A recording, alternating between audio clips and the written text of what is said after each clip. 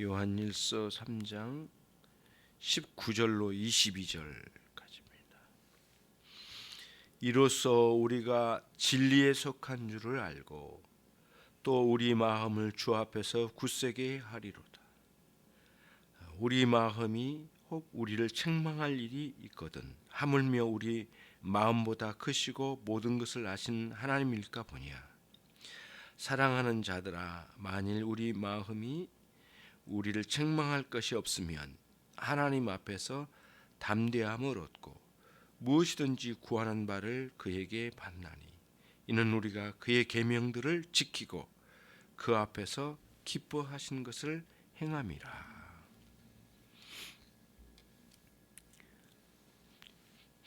13절로 8절까지 형제 사랑에 있어서 그 행함과 진실함으로 하라. 그런 다음 19절에 이로써 이렇게 이어진 말씀인 걸 보입니다. 19절로 22절은 우리의 기도 생활, 기도의 관점에서 이제 형제 사랑을 강조하는 것은 분명해요. 사실 기도라고 하는 것은 기독교인의 삶의 중심이요 본질입니다. 그리스도인의 삶이 기도로 이루어져 있어요. 사실상 기도 없이는 살 수 없습니다. 이게 아주 명백한 가르침이에요. 그러니까 구약이나 신약의 모든 우리의 믿음의 선조들을 보면 기도 없는 생활을 하는 사람은 단 한 사람도 없어요. 기도는 우리의 삶의 본질에 속하는 것이죠. 그런데 형제 사랑에 있어서의 어떤 결점, 문제가 기도에 어떤 영향을 미친다는 거예요. 행함과 진실함으로 사랑하자고 했는데 행함과 진실함으로 사랑하지 않고 형제를 그렇게 사랑하지 않고 너 자신이 기도의 자리에 한번 나가봐라. 그렇다면 그 기도 가운데 나갈 때에 너는 하나님 앞에서 너 자신이 얼마나 부끄러운지를 이렇게 큰 게 정죄를 느끼게 될 거다. 양심의 가책만이 아니다. 기도는 하나님 앞에 나가는 거니까 하나님께서 너의 양심이 느끼는 것보다 하나님께서 아시는 것이 얼마나 더 크겠느냐. 그러니 기도의 자리에 나가보면 너의 진실함과 행함으로 하는 형제 사랑에 혹시 문제가 있다면 그 문제가 크게 드러날 것이고 또 혹 행함과 진실함으로 사랑하여 왔다면 하나님 앞에서도 크게 담대함을 얻게 될 것이다. 그런 거죠. 그거를 여기서 이야기하고 있어요. 그러니까 진리를 배우고 진리를 깨닫고 진리를 따라서 사는 신자의 삶이 기도 속에서 특히 하나님 앞에 나아가는 이 기도에서 그 삶이 드러나게 된다는 거예요. 그러면은 여러분, 기도는 기독교인의 생활의 본질이고 중심이라고 말씀을 드렸는데 기도에서 자기 삶이 다 드러난다고 하면 그야말로 우리의 생활 전반이 기도와 이와 같이 중대하게 연결되어 있고 기도 속에서 내 삶이 이렇게 드러나고 반영되어서 나타나게 된다고 할 때 기도의 중요성을 말하니까 기도 자체만을 생각할 수 있는 게 아니라는 것을 알 수가 있겠죠. 결국에는 기도의 자리에 나가서 하나님 앞에 다 나타내게 될 나의 삶의 전반이 또다시 얼마나 중요하게 나타난 대두되는가를 봄으로써 다시 자신의 삶을 돌아보고 어떻게 하나님 앞에 진리대로 살아야 할지에 대한 고민을 하게 되는 거죠. 기도는 다양한 기능이 있는 것 같아요. 물론 하나님 앞에 서는 것인데 하나님 앞에 서기까지 자기 자신을 전체가 어떤 삶을 살고 있는가를 기도가 나타내 주니까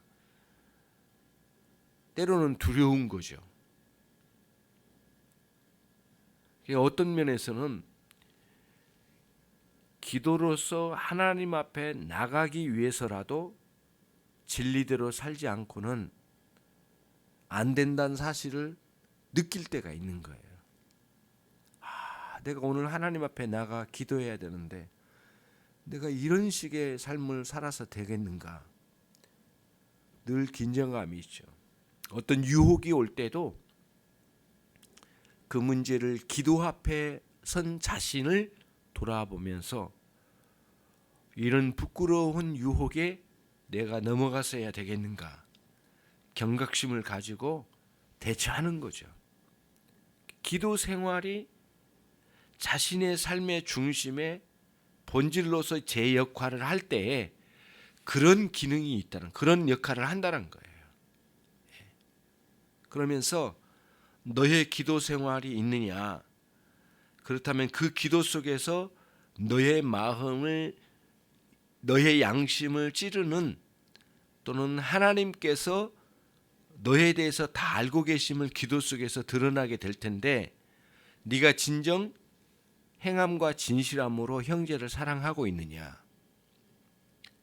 하나님과의 사귐에 가장 직접적이라고 생각되는 이 기도 생활에 있어서 이 부분을 너는 돌아보라. 지금 사도는 그걸 이야기하고 있는 거거든요. 하나님과 사귐을 누리는 그리스도인, 그리고 그 가운데 내 이웃을 내 몸처럼 사랑하는 삶이라고 하는 기독교인의 생활, 그리고 조금 더 안쪽으로 들어가면 같이 하나님을 섬겨가는 형제 자매를 사랑하는 데 있어서 어떠한 결점이나 문제가 있다면 기도해서 반드시 그것은 드러나고야 말 거다. 양심이 내 자신에 대해서도 찌르는 바가 있는데 모든 것을 너에 대해서 아시는 하나님일까 보냐? 하나님께서는 어떠하시겠느냐? 내가 내 자신에 대해서도 부끄러운 게 느껴진다면 하나님은 너에 대해서 어떻게 생각하시겠느냐? 그런 차원에서 형제 사랑을 독려하고 있는 거예요. 그러니까 기도 속에서 어떤 그 낙심, 기도되어지지 않거나 기도 속에서 답답함을 느끼거나 기도 속에서 크게 기쁨과 감사로 되어지지 않거나 기도 속에서 회개되어지지 않거나 이러한 일들이 우리 자신으로 하여금 하나님께 나가는 일에 낙심을 일으키는 일이 있잖아요. 그런 문제를 너는 그냥 덮어두고 갈 수 있다고 생각하느냐? 그럴 수 없다는 거예요. 그러면 그 문제를 가지고 씨름하고 해소시켜야 되지 않겠느냐? 진실함과 행함으로 형제사랑으로 이어 꾸준히 나가야 될 뿐만 아니라 너의 생명력 없는 그 기도가 살아나야 되지 않겠느냐? 그거를 요한 사도가 도전하는 거예요. 기도와 형제사랑을 함께 묶어서 이제 우리에게 도전하는 거예요. 누가복음 18장에도 주님께서 항상 기도하고 낙심하지 말아야 될 것에 대해서 말씀하셨거든요. 기도하지 않으면 낙심되고요. 기도 속에서 낙심시키는 이러한 형제 사랑의 결점의 문제는 우리가 해결되어져야 되죠. 부끄러운 것을 뉘우치고 돌아보며 하나님 앞에 진실하게 회개하고 형제 사랑의 문제 있음을 알게 되면 이 문제가 해결되도록 하나님 앞에 진실하게 행함으로 나가야 되겠죠. 그런 차원에서 기도의 관점에서 형제 사랑을 되돌아보게 한 본문의 말씀입니다. 기도는 일생을 통해서 계속되는 거고, 호흡하고 식사하는 것처럼 우리의 삶의 본질이 기도입니다. 만약에 영적인 삶을 살지 않는 사람이라면 기도가 삶의 본질이라고 말할 수는 없겠죠. 호흡하고 먹고 사는 것 외에 뭐가 또 본질이라고 말할 수 있겠느냐고요. 영적인 삶을 사는 사람들, 깨어있는 사람들, 하나님을 신뢰하고 사는 사람들, 그분께 감사하고 예배하는 사람들 속에는 기도가 삶의 본질이에요. 놓칠 수가 없어요. 그래서 이렇게 표현하면 심할지 모르지만 나는 오늘 기도하기 위해서 산다라고 표현을 해도 과하지 않아요. 그렇게 기도 생활이 그렇게 중요하고 중심이고 본질로 있는 거죠. 그래서 예수님의 삶을 보시면 우리가 크게 밖으로 드러나는 병 고침의 사역, 말씀 가르침의 사역, 이런 사역들이 있으신데 하나님 하늘에 계신 아버지와 직접적 대면을 하시는 기도 생활이야말로 가장 잘 안 보이면서도 가장 중요하게 가지고 계셨던 주님의 삶이었다라고 봐요.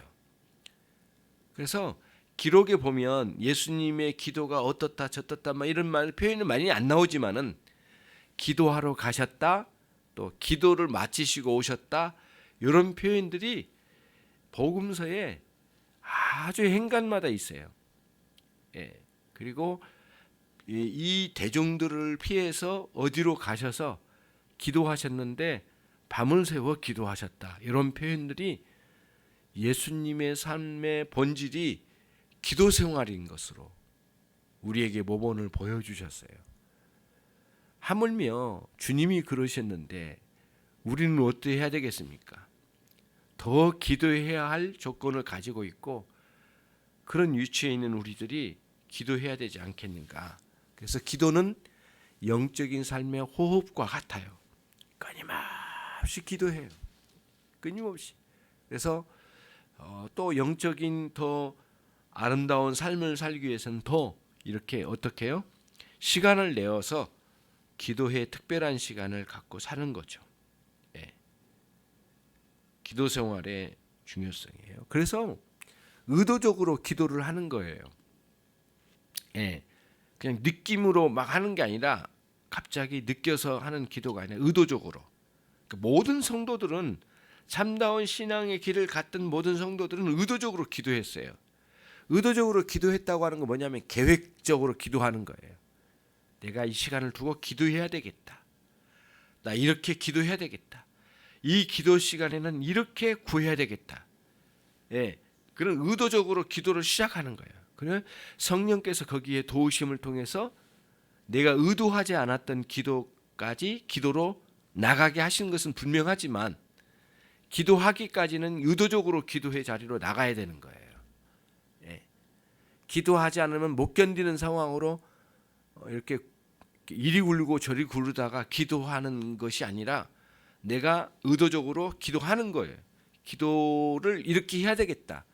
이 장소에서 이 시간에 나는 꼭 기도할 거야. 나는 기도하고 싶어. 나는 이렇게 기도할 거야. 이 기도 시간은 난 이걸 꼭 하나님께 가지고 나가 기도하고 싶어. 그래서 그러한 의식적이고 의도적인 기도에 이렇게 이런 마인드를 갖는 것, 이러한 사고방식을 갖는 것 굉장히 중요합니다. 그렇게 여러분 하십시오. 기도 생활을 의도적으로 하자. 그렇지만 의도치 않게 기도가 되어지는 역사가 있다. 성령의 역사하심을 통해, 말씀과 성령의 역사하심을 통해서 의도치 않게 기도가 확 나가는 일이 있다. 기도 속에는 그런 역사가 있는 거죠.